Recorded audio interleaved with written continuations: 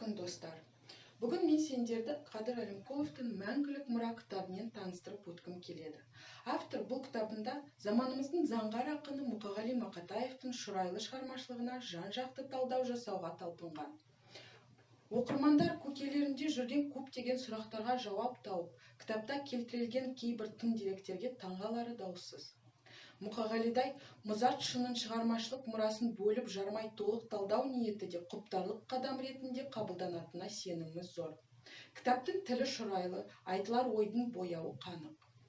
Ақын Мақатаевтың әрбір шығармасын оқығанда бірде желдей есесін, енді бірде күрсініс кешесін.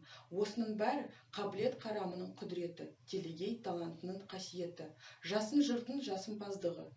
Жетімдер мен жесірлердің сырласы болып, жендеттердің сорасын ағызатын нағыз жыр осы.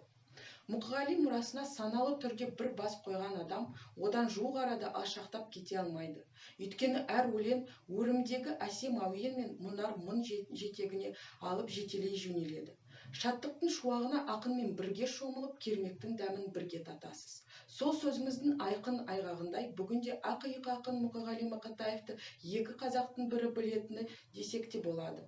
Екінші қырынан келгенде ана тілін білмейтіндер мен жыр оқымайтындармен және ән тыңдамайтындарды алып тастасаңыз, кәмелеттік жаста көзі қарақты қазақ атаулы түгел таниды. Бірақ мәселе солардың өзі қалай біледі, қаншалықты деңгейде таниды дегенге тірелгенде, кәдімгідей кібіртіктемегенмен күмжіліп қалатынымыз да жасырын емес.